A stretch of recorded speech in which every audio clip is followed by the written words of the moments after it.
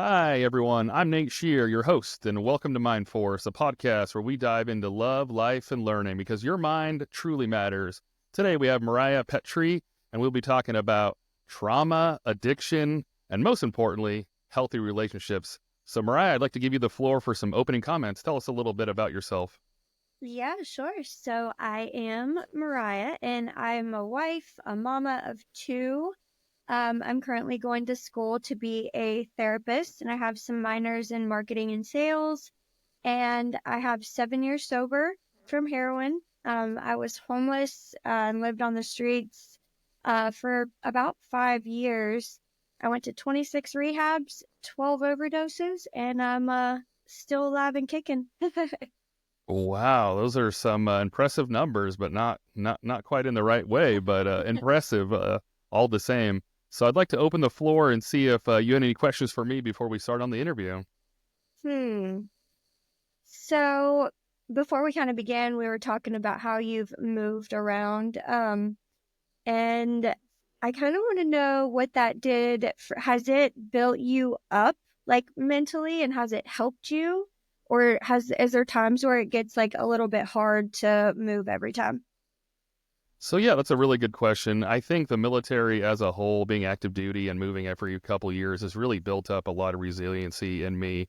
One thing that me and my wife joke about quite a bit is, so we landed in Washington, Seattle, Washington, from Japan from our last move, and then had to pick up a car from my sister and take that car from Seattle all the way to Florida, all the way to Fort Walton Beach. And so Wow. along the way, we had this trailer that had 8 large luggages across the back. We stopped at different hotels, and people like to steal stuff, and Yeah. not as trustworthy as they used to be. So we had to take these 8 luggages in every night to each hotel at every time we stopped. And every time we seemed to do it, there'd be someone in the parking lot, and every time it seemed like, I don't know if it was 100%, but it sure felt like it, somebody would say, "How do you do it?" And Yeah. we both looked at each other and was like, "We have to. there's Yeah. there's no option." So it was always interesting to us because they were making it seem like, you make that choice, or you get a choice, or there is a say in Yes. the matter. We get orders, we get directed to go somewhere, and we figure out the best way. And maybe we scream at times or cry at times or whatnot, but like, you just take the next step forward and you keep going. So there's some power, even though it sounds weird and like not having the choice, where you don't really get to think about it all that much. So Sure. we just make it happen. So I think it's really Yeah. built a lot. I lost my dad, and I've gone through a divorce and do some co-parenting. Wow. And I think the military has really given me the tools. Not that any of those things are easier or Right. easy, but it does make them slightly easier because we've gone through different languages and registering cars in different countries and all the errands on getting your utilities set up in a foreign country and things like that. So Wow. I like we were talking about before we started, but resiliency comes on the other side of something difficult. You don't get to have the badge of resiliency without doing the hard stuff. So I think going through all these different things, you get to the other side and well, I've done something before. Maybe it's not that, maybe it's adjacent, maybe it's, a parallel thing, but we've gone through difficult times and looked back and gotten them done. So that was Yeah. a little longer than I think, but that's a great question. I think it really No. builds resiliency getting through those things. Absolutely. Yeah. I mean, it's like adaptability. Like we have like an innate like survival mechanism to go through, like get through whatever we're going through, right? But even as you were saying that though, like all of the minor things that people probably don't even think about, like you said, you have to set up the utilities, get in your car legal, and probably get in like a new ID, don't you? Like going New to, ID, new phone number. I can't even remember my phone numbers at this point because I had the Japanese number, the UK number. So even today, I was somewhere and they said, "Can I have your number?" And I have to look it up on my phone. And every time they kind of look at me a little goofy, like, "Why do you not know your own phone number?" I'm like, if you knew I had 6 phone numbers over the last, 10 years, you'd understand. wow. Like, I have to go into Amazon to look at my previous addresses to figure out where I've lived sometimes. So yeah, it's That's so definitely funny. pretty interesting. We have to do our Yeah. security clearance every 10 years. And every time you do that, you have to say everywhere you've ever lived and every phone number you ever had. And so you're like, Oh it's boy. it's funny because we commonly use Amazon now. Everyone's like, check your addresses. Oh, all your addresses are still in there. Where did I ship stuff before? That's a So if good you didn't tip. I know, never thought of that. That's good. g- That's a good tip. go into Amazon, your addresses, and they should all be there unless you deleted them, but they should be there. Just gotta I find did want somewhere to to ask store before the we started, the show has nothing to do with weather, of course, but you are in Georgia. So could you give us a sneak peek into kind of how things are going there? And I'm sure it's pretty rough, but how are things going? man. So we're good now. I mean, Helene rocked us as a community, like as a whole. It was really, I've never been through, I'm originally from West Virginia. We moved down here like right before the pandemic, like January 2020. And so, I've never been through like a tornado or a hurricane. And whenever they said this was coming, it wasn't supposed to hit us. Like it was supposed to kind of go away from us, but it shifted. And there was tornado outbreaks like everywhere. A tornado went around our house. Like you could Mm. see where it went. I mean, the whole, like the kids clubhouse that was attached to a tree got picked up and thrown.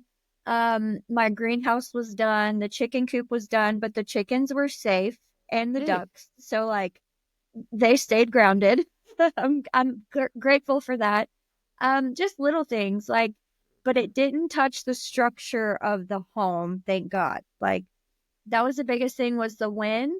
We didn't have the flooding like Tennessee and North Carolina did. Like I keep seeing videos pop up on like Instagram or Facebook, and it's just so devastating to watch. I couldn't imagine my home that we own that we worked so hard for just like washing it or watching it wash away.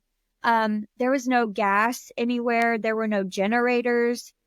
Price gouging was happening. Gas Mm. prices were like $5 a gallon because Wow. you couldn't have like regular or plus. There was only premium. They were out and no gas trucks would come. All of the grocery stores had no, like, like the outer edge of the grocery stores where there's all the fresh produce and freezer and fridge stuff, meats, all of that was gone. So it was interesting. We had to drive like an hour or two away to get what we needed. And then thank God my husband, my father-in-law, he met us like 3 hours away to give us a generator. So that's how we got one to make sure the kids had what they needed. Food wasn't spoiled. It's been a journey. It has, but we've got everything cleaned up and we're good now. Like we're kind of back to life. We didn't have electric for about a week and a half.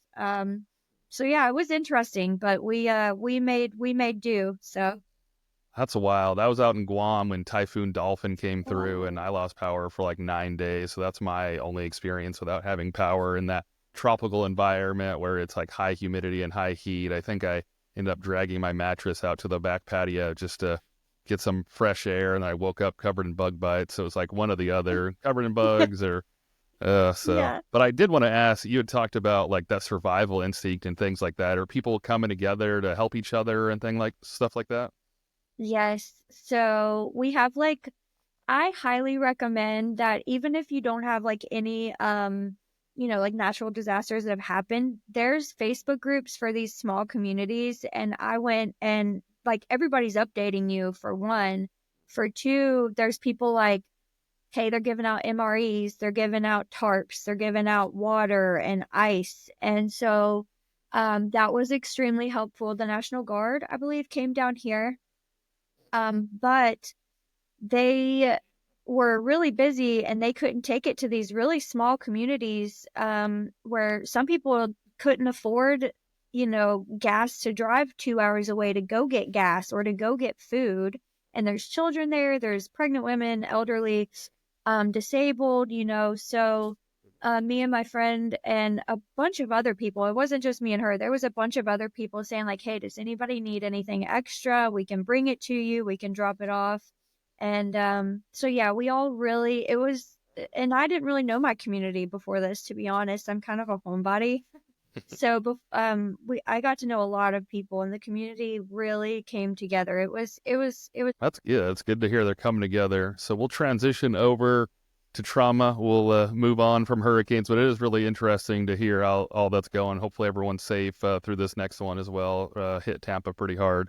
yeah. But the first question I had for you, in the realm of trauma. How do you think trauma can sneak into a relationship without us even realizing it? Good question. So, first of all, something that I have found, I was a trauma coach for 3 years, and then, I kind of pivoted to like business and trauma.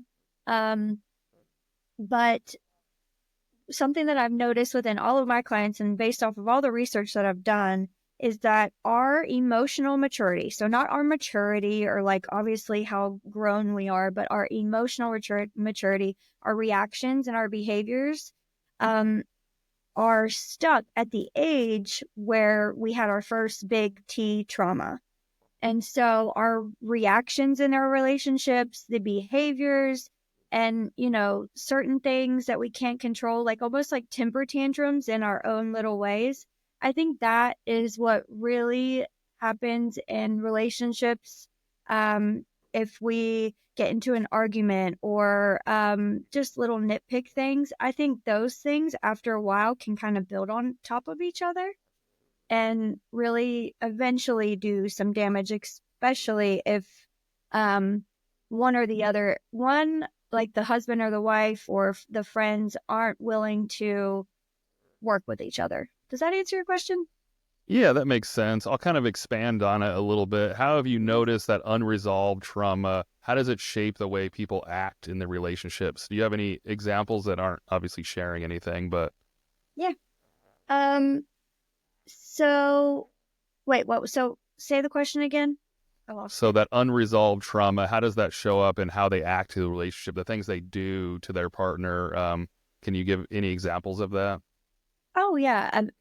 I I think that the way that we're raised, sometimes we don't recognize that things are wrong. Sometimes we just it's the culture. We were talking about cultures earlier. Mm. And even though like America has its own culture, the UK, Japan, like everyone has their own culture, each family has their own culture and their own way of doing things and maybe the way that they're acting or responding, they don't recognize that it's wrong. Not that it's an excuse at all, but sometimes people need to be aware and need to be told, hey, like this this is bothering me, this is hurting me. Um, that's how I would kind of see it, I think. Yeah, that makes sense. I'm curious, like, what your advice would be for that first step, because it feels like when you go to church and you hear a good sermon, or you hear certain bits of information, you're like, everyone else could use this. It's Yep. always seems like it's like everyone else. So you wouldn't want to say like, "Hey, you always do this to me." So if you were Right. having things like that, what's the first step to try to get through that?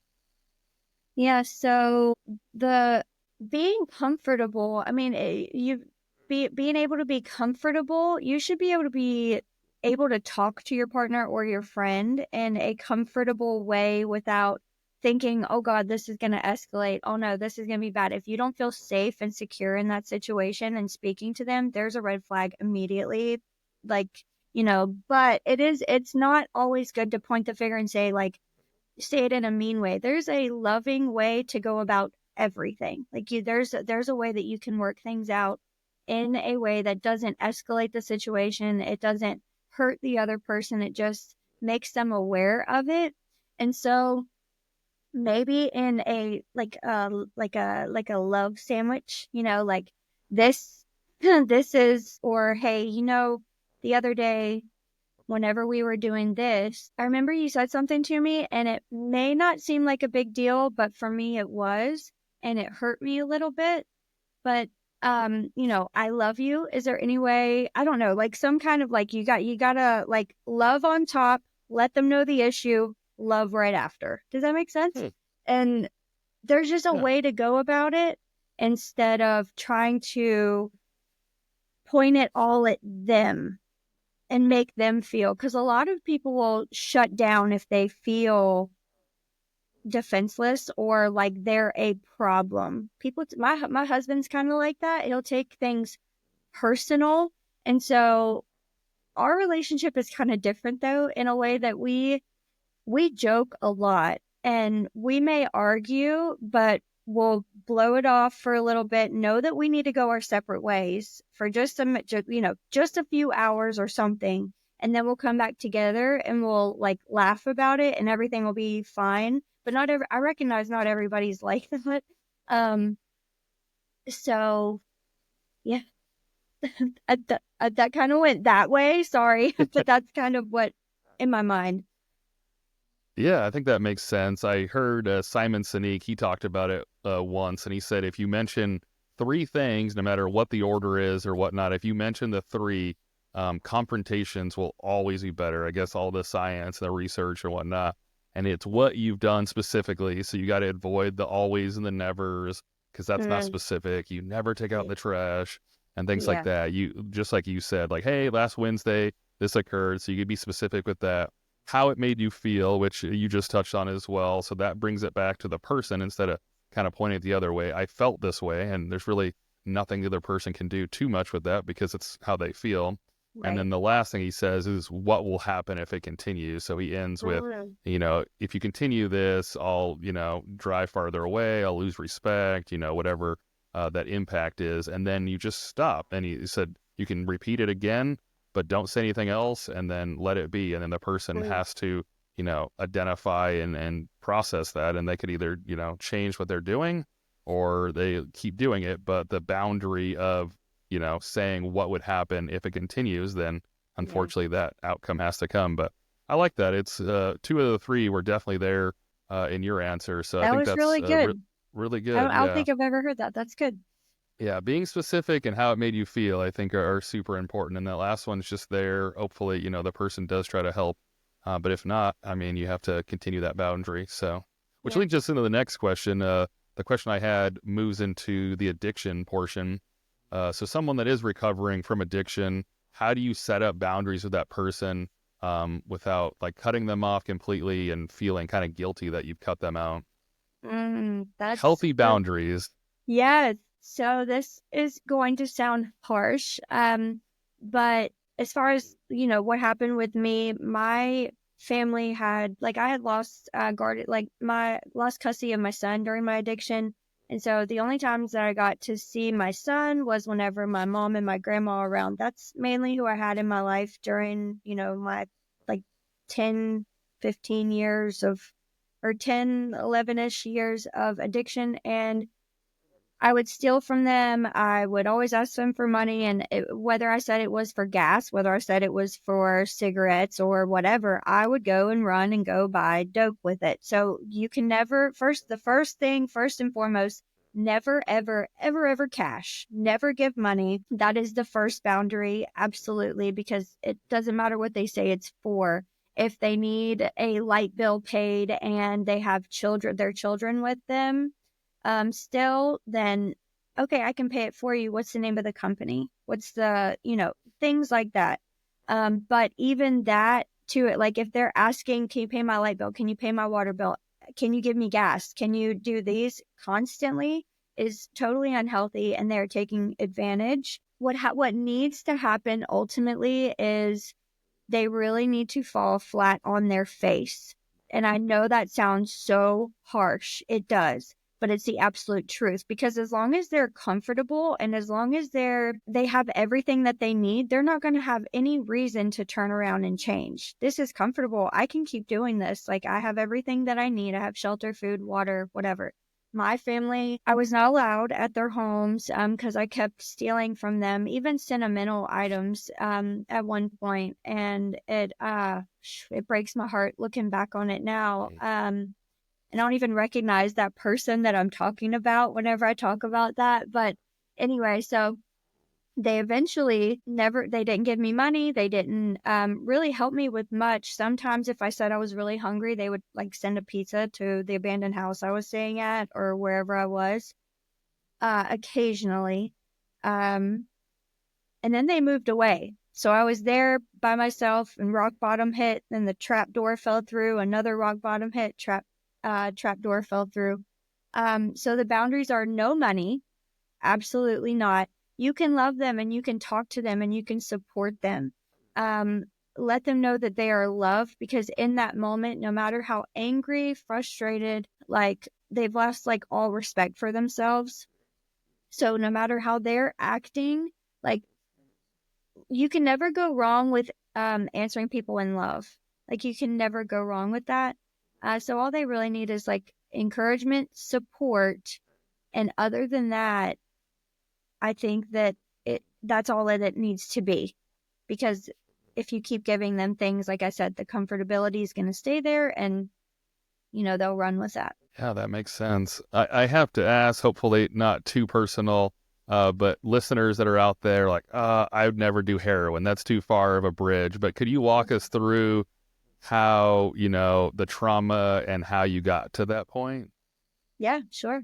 I was my mom was married about 6 times because of like the men were either they didn't act appropriately towards me or they were abusive towards my mom. So she married a lot, and then like through no fault of her own, and we moved around a lot as well. So my dad remarried once, and this my stepmom was extremely abusive from 3 to 9. And then during my one of my mom's marriages, I had an older brother who also began to abuse me from about 10 to 15. And I held that in. I didn't tell my mom until 15, whenever, something bad was really going to happen. And I knew that, like, because it almost did. So we moved back to West Virginia.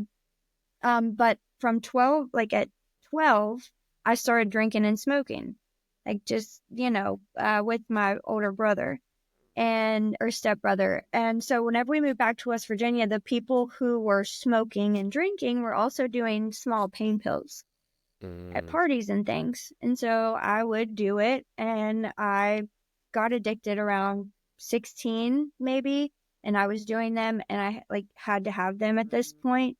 Well, you build up a tolerance to the small pain pills, and then you need a stronger pain pill. And then they start getting really expensive. And I remember at the time, the pain pills that I was doing costed like up to $180 for one pill. And I was a waitress at the time at 2 different places, and I couldn't keep up with it until I met a guy. He was a drug dealer, and he became my boyfriend. That's the father of my son, and he passed away 2 years ago, unfortunately. But anyway, so he was like, well, the pills are this much. I'm gonna quit selling them, but there is heroin, and it's the same thing. It's cheaper. It might be dirtier, but it's cheaper. And I'm like, okay, I'm sick right now and I'm not paying $180. I'll just pay $20 for this, right? And so that's kind of how that escalated. So is your thought process like trying to escape and not feel, or can you kind of explain what that thought process is? Or is it just kind of chasing the next thing? Yeah, so during my addiction, I could have used all of the reasons in the world to use for trauma. Like, oh, I've been through this and I've been through this. And then on the streets and in the like addiction world, traumas happen to you left and right. You're always on edge. So I could have used that. I honestly like wanted to be like the bad girl. I had a pretty decent life. My mom, like I had everything that I needed, but do you remember that movie 13 coming out? Yeah. Yeah. So I was like, oh yeah, like I want to be that girl and piercing my belly button in the school bathroom. I mean, I really craved that. But then I also kept using for 2 reasons. Nothing to do with my trauma, first of all. I liked the way that it made me feel, and it could like it opened me up where I was kind of shy. And so I liked the feeling. I liked the way it made me feel. It made me feel warm and like this fuzzy feeling for maybe 5 hours. And also I used for so long because the withdrawals are absolutely horrendous. I mean, like Mm. I would like it's like the flu times like 1,000. You're just shaking and you're cold, but you're hot. But like the feeling of the wind brushing off your skin makes your skin crawl. Like you're throwing up. You're in the bathroom constantly. Your eyes are watering. Your nose is running. Just everything. It's absolutely awful. And then if somebody told you like I have this and it'll make you feel better instantly, you take it. Or you can feel like this for about a week and a half. And yeah, that's rough. That is rough. So I had a question in the military. There's probably a widespread issue with alcohol. And so you have a lot of people that are drinking, and a lot of times it's chalked up to socially and things like that. What are some of the ways where you know that addiction has, passed a certain boundary or whatnot? Because I feel like a lot of times, like, oh no, it's fine, it's fun, I just do it. Are there key things where you're like, maybe I need help? What are those? Yeah, so um, deep down, whether anybody wants to admit it out loud or not, the first thing is they will know. Like they will know that they take things too far. But it's like the person, like whenever we first moved down here, and I thought that I was like a normal adult and like, oh, I can function now. Like I've got my kids, everything's good. Like, I thought I could drink a glass of wine as like a normal person, using quotations. And it went from literally a glass of wine to 2 bottles of wine within a week. And that lasted for about a month, every single night. And there's people who just take it way too far. Like, I'm not just going to drink 1 or 2 beers. I have to keep going. That's an addiction side of things. But also, if you're drinking every single night, if you're drinking, if if you cannot go through a weekend or a week without alcohol because you can't be yourself, or you feel like that's just what you always do and it could turn into something else. But then again, like I said, there's that aspect of how much do you drink? So are you just drinking like 2 or 3 beers on Saturdays and Sundays? Or are you drinking like cases of beers Saturday and Sunday and you feel like crap Monday and Tuesday? Right? Mm. So does that answer your Yeah, question? yeah, I think that's perfect. Do you think there is people personality wise or whatever that have those more addictive personalities where they just need to do all or none?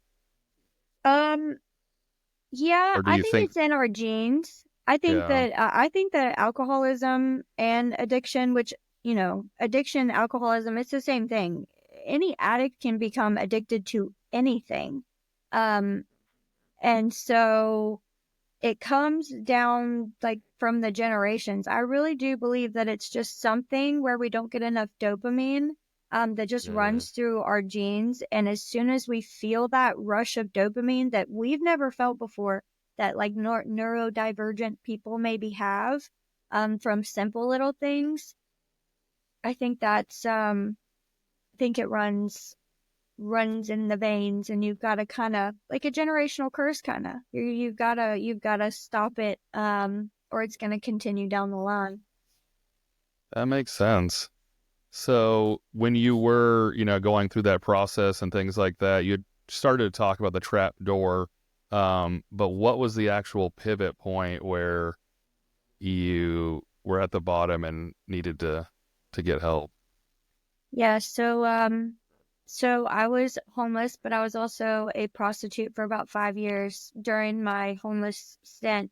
And I lost all dignity. I couldn't even look myself in the mirror. I weighed like 98 pounds soaking wet. I'm 140 now. So like I was skin and bones. I was doing heroin and meth. So I was like, doing that to stay awake, to make sure that I could pay for my dope for the next day. It was just a really chaotic cycle. And like I said, I had overdosed 12 times. Each time I Mm. overdosed, I reached in my pocket looking for my dope. Each time I went to rehab, I would run away. And I hated God. Like I did. I absolutely hated God because I thought he was the cause of everything that had happened to me. I had went through something, which I don't, I don't want to trigger anyone, but I had met somebody who had set me up basically, and it involved like multiple people, and they left me for dead. And I remember calling a friend, and they came and picked me up and let me take a shower at their house and just, kind of clean up. So I went there, and I remember being like on the floor on my knees getting ready to get in the shower, and I was like, okay, God, so if you're real, then you're going to prove yourself to me, because I don't believe you. All these people talk about you and how great you are. All these churches have shunned me. They've all made me feel like so disgusting. They've made me feel like I am not worthy of you, because I judged God through people. And so, like, imperfect people.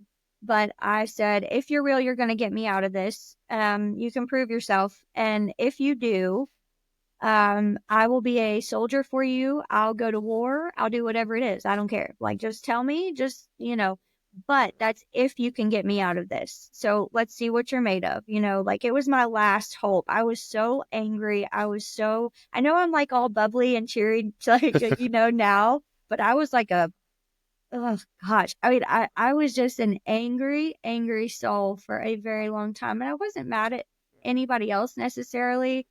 I don't think I was even mad at God. I think I just wanted somebody else to blame than myself, Mhm. And so 2 weeks later, I got a felony. I got arrested, and I went to jail for about 4 months. Got out in between there on probation for a weekend and overdosed twice in that weekend. And my probation officer was like, she was like, you failed your drug test. And I was like, yeah, I thought you'd give me a shot and give me a chance. I just got out of jail. No. So she threw me back in jail. And then I had a meeting with her, and she said, so here's the deal. I can get you out of jail, but you will be court ordered to a year-long faith-based rehab, no phone, no cigarettes, no secular TV, no secular music. You don't go anywhere except for church, and you're just around a big group of women. And I'm like, but like, so mad. Uh, My 27th rehab, but I was like, it's better than here. Like, I knew the women in there. I wasn't necessarily like, I wasn't like uncomfortable there. I was actually happy because I had shelter, because I had food and all that. So anyway, I go, and I was really angry at first for the first 3 months. And then everyone was so welcoming, so loving. Everybody's so nice to me. And I eventually started reading the Bible and listening to what they said at church. And the biggest thing is that they said that there was nothing wrong with me. I thought there was something wrong with me. Used to look at normal people and think, how do they do life? Like, how do they just like wake up and take care of their kids and like do dishes and laundry? Like, how do people do that? You don't understand that. It was the fear of responsibility for me. And so mm. yeah, I actually stayed an extra year helping the women coming in, and met my husband, got pregnant, and got my son back, and had my daughter. And yeah. There you go. That's the turning point. Yeah. So I wanted to ask, you helping out with the trauma section and addiction and things like that, what advice do you have for those family members and things like that? I feel like the family members are there. You said kind of love from afar, and love can never go wrong. But what advice you have for those family members that are watching? Because you said 12 times, 26, so someone else is watching and watching you fail repeatedly. Like, how do they not get burnt out? um so family members and loved ones of addicts and alcoholics go through a worse time than what the addicts and alcoholics do, because they are numb 100%. Mm, But I also want them to know that that is not them. The decisions that I made in my addiction are something that I cannot even imagine doing now. They have this cloak around them that's like literally a blindfold to consequences and what they're doing to other people. My mom and them, I mean, everyone in my family, I have apologized to them and apologized to them, and they're, you know, the all they wanted was for me to be where I am now. But just like I have a friend whose son, he just keeps going to jail and he keeps getting in trouble and he keeps relapsing, and they don't know what to do. And she sat down, she invited me over to come talk, and she had pen and paper, and she's like, "So what can we do to get him sober?"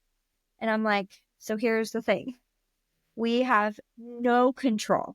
And that's probably the biggest step that they have to take. And it's the hardest step ever, is accepting that there's nothing you can do, and also accepting that this is not their fault.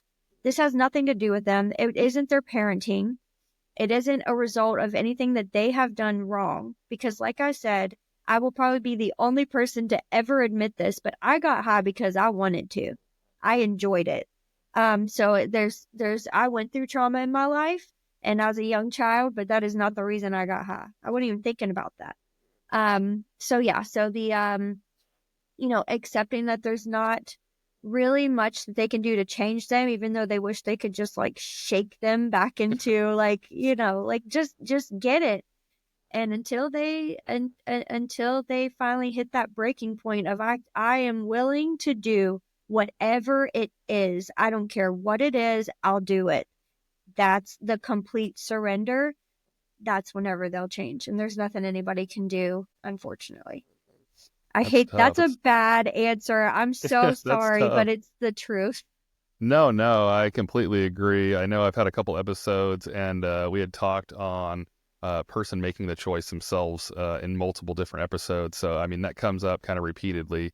We want Yeah. to make people do certain things, but ultimately it's the person. The person has to come around, even on completely different topics we've talked about. So, not even just addiction and things like that, but making better choices and things like that. Sometimes, or not sometimes, I think all the time it's up to that person, especially when it It's comes tough. from a parent or someone else. Like, that's not cool when it comes from you, or a Yeah. sibling or whatnot. Like, you don't know, you don't understand.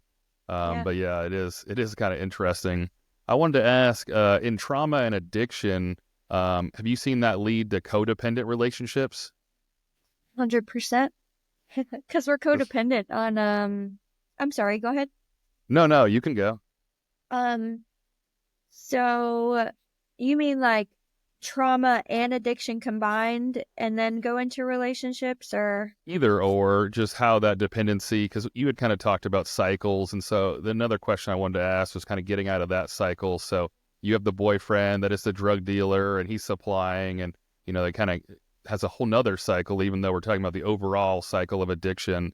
But yeah. how does that work as we're talking about healthy relationships? If you're codependent, how do you get out? So something I didn't mention was a very, very abusive relate. So this is like somewhat embarrassing, but I've already told my story so many times, but it happened. So I was with the drug dealer, but I was also with somebody else, a guy I'd been on and off with for about 3 years, and he was extremely like mentally and physically abusive. My son's father wasn't abusive. He just did the drugs, and it was like a more like we would argue. But anyway, the abusive relationship that I was in, I used my whole pregnancy with my son, and I thought that it was this guy's baby, and it wasn't. It ended up being, the drug dealers. And so it was a very abusive relationship from start to finish. It always was. And I thought that I would be the one to save and change him because I couldn't save or change myself. And I believe that's kind of what like codependency has to do with. It was like I thought that nobody else would love me, or I thought that he was eventually going to change. Never got out of it. He actually, um, uh, hit me so hard that he knocked me out with my son in my arms, and that's how I lost custody of my son. Then he smashed my phone. He called my mom, smashed my phone, left, and they came and got my son from me. So he left. Um, I think it's just like addiction, though. It is an addiction. A codependent, abusive relationship is something that, it's going to get worse and worse and worse and worse. And whenever it gets to the point where you just can't take it anymore, you leave. But if I could have gotten out of it sooner, I would. I've never done it personally, so I'm not the person to say how to get out of it, because there's more than just like surface level generic answers there. I feel like that would need to come from somebody who like has went through a severely or like a codependent abusive relationship and came out of it, because there's more to it than just like leave, become aware that they're hurting you. Yeah, that totally makes sense. So we'll flip it then. We'll go on the more positive note. That's probably the easier way. So we've talked about red flags. Red flags are good. What are some green flags? How do you know you're in a good, healthy relationship? Awesome. Okay. I can do that one. I Yes. actually have an amazing, amazing husband. Wow. I don't know. Like, he is my best friend. I feel like he is a part of me. I call him after everything that happens during my day. I mean, like I can call him. He doesn't act aggravated with me. He'll call me and do the same thing. We joke all the time. Green flags would be the comfortable feeling of like, I don't have to really impress this person anymore. I mean, it's good to get dressed up and get cute. Like, I love doing that. Like, I know that I'm dressed up today, so he's going to come home and be like, oh, like you look beautiful. Um, but anyway, the comfortable aspect and really like the best friend thing. I really think that's what it is. Like, I can call him and know that he would be there whenever we talk about things. Also, like if we're arguing, we I think everybody has their own unique personality. And so it really just depends on like how their personalities get along together. Are they constantly clashing? Are you constantly arguing? Things like that. If you're always going against each other and somebody's too stubborn to recognize, oh, that hurt her or that hurt him, like having empathy for one another. Yeah. Does that even, I don't know. I hope that makes sense. Yeah, I think so. I guess what I was trying to get after a little bit is um, I've been married twice, and I remember going through the first one, and you have some challenges, and things are difficult. And it's interesting because at that point, you've never been married before. And so it seemed like things were, more difficult than they should have been. But I thought they were difficult because that was just the way it is. But being Mm, in the second one, you start to feel that connection and that that click and things like that. So even though not all days are perfect, because there's going to be ups and downs and life right. is going to be difficult. Like I think you said, the best friend and that connection, because there's going to be, challenges and, disagreements on how the dishes go in the dishwasher and Right. finances and, other things. But I think in life, there's everything about balance. Because I think you can't be polar opposites because then it's too hard for you to connect or understand where that person comes from, but you Yeah. also don't want to date the copy of yourself because that's weird. And Yeah. so you want like things where, it's not exactly you, but it's not polar opposites. Because it's interesting. I heard, growing up, we would say opposites attract, but it Yeah. wasn't until later, after I went through my first marriage, I found that they continued the phrase, or someone else, maybe a different researcher or whatnot. They said opposites attract, but then they attack because they're Mm, so far apart. When they'd come into different disagreements and things, they were so mm, far apart. They were attracted initially because that's something that you don't identify with. And it was so interesting. It's like, I'm not yeah. that. And so I'm, you know, spontaneous and crazy and whatnot. And my first wife, very, you know, list organized and, the example I always use is going to Disneyland. Like, I'll just go to Disneyland and walk around. It is what it is. And she'd have like 8 a.m., 8:15, 8:20, 8:30. And Oh that's boy. relaxing and good for her to have that list of like what rides you're going on in what specific order. And for me, that drains me. And so Yeah. you want someone to be slightly different, but not too far different. So I think, Right. as with anything in life, it's all about balance. But do you have anything Absolutely. else on like some of the disagreements and things that come up that, are healthy, but, not too far? Does that make sense? Yeah, no. Not everything's going to be perfect, right? No, yeah, that's right. I know I make my relationship seem like butterflies and rainbows, and like for the most part it is, but in the beginning it was very rocky. We are both recovering addicts. And so we both got sober around the same time ish. And so he actually got sober after me. He was actually using during my daughter while I was pregnant with my daughter. And so we really struggled in the beginning.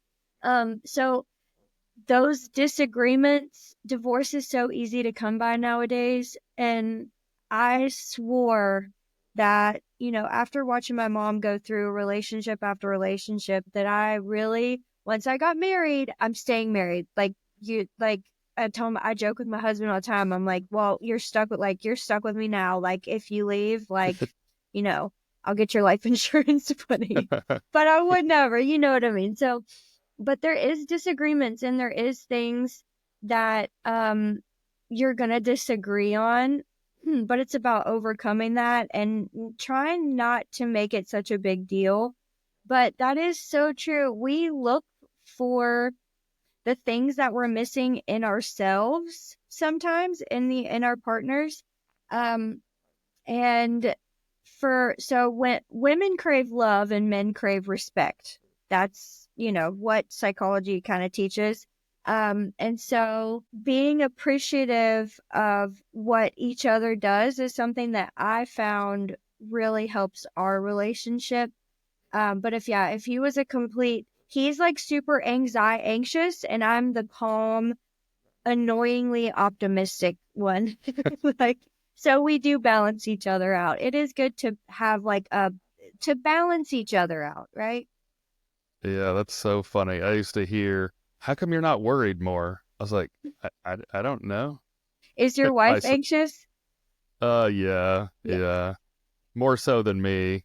Yeah. She sometimes like wants me to be more. I'm like, I don't know how to do that. I Yeah, don't know. no, I me think that's too. splitting up responsibilities and things like that. But I don't Yeah. know. My dad passed pretty young in his Oh, 50s, and there was like a lot of life left before him. And so some of those things, like I was always pretty upbeat and bubbly and optimistic and things like that. But when he passed and like didn't get to do a lot of the things, he left like a good chunk of money for my mom and gave that to her. And like I just kind of dwell on that quite a bit because he worked 50, 60 hours a week, put the stuff aside, gave it to my mom, which of oh, course super appreciative too. But it's like we wanted to take a trip was one thing we wanted to do. I was like, well, let's just pick a spot on the map, like Rome. Let's go see the Colosseum or something. But he was so convinced that, I'll just beat this, beat the cancer, be done, and then, we'll go. And then 1 year turned into 2 years and then so on from there and, oh, kept deteriorating. So money is one thing. You can't take it with you. And I wish we would have just jumped on an airplane, went and did something. And so that kind of leads me into like, you only live once, not like no responsibility, YOLO, just like go crazy and get a yeah, Ferrari. But there's just not too much it's going to take down a whole day of my time. There's only yeah, so much that, figure it out, bounce back and move on because, we don't know when the last day is going to be. So I kind of yeah. carry that on a little bit. How So yeah, how long ago was it that he passed away? it's been 5, 6 years. I forget the exact time frame. That's so But hard. yeah, it's rough. My family's still going through a little bit of challenges with that. Like my little brother was in a transitional period. So I think it's interesting you mentioned the big T earlier. He was graduating from high school, and so he's supposed to be going to college. His friends were all going to go out and have fun. And it happened right then. And it just seems like it's really been a challenge for him because my little sister was younger, I was older, had the support system, my family, and things like that. But it really just kind of wrecked my little brother there in the middle because he wanted to transition and go and do the things you're supposed to do and have fun. And college is a good time. And so that Yeah, really, you don't want to take your dad in a wheelchair to your high school graduation. That's not the way man. it's supposed to be. So Yeah, there's a lot it's of little things that go into it's so uh I'm so sorry. There's a lot of things that happens, and I'm sure he's watching down on all of y'all, but at the same time it's still really hard. We can say, well, he's watching us, but he's not there. Like if you wanted to call him. So I'm really sorry about that. Yeah, that's the things that get me. It's interesting how everyone processes it differently. I think my brother, my sister, I got hit pretty hard. My sister just got married 2 weeks Oh, ago, and so didn't have anyone to walk her down the aisle. And so yeah. my sister and brother, I think they have the challenges of the bigger things. But for me, it's for some reason the small things. Like we switched uniforms in the military, and we went from one to another. And my dad was in. And for some reason, I wanted to call him and just, kind of joke about how we changed. I get the new stuff. I got to get the new boots. And so that first day I wore in the new uniform, I just had a rough day. And that's Oh, such a small, minor detail, but it's like, that'd be fun just to exchange this thing with someone that's important to me and, be able to do that. But so it is yeah. interesting. I think they get hit with the bigger things and I kind of get hit with the smaller things that, maybe shouldn't matter, but matter to me. Yeah, So. they're big to you. Yeah, absolutely. Things that remind you of him. Yeah, absolutely.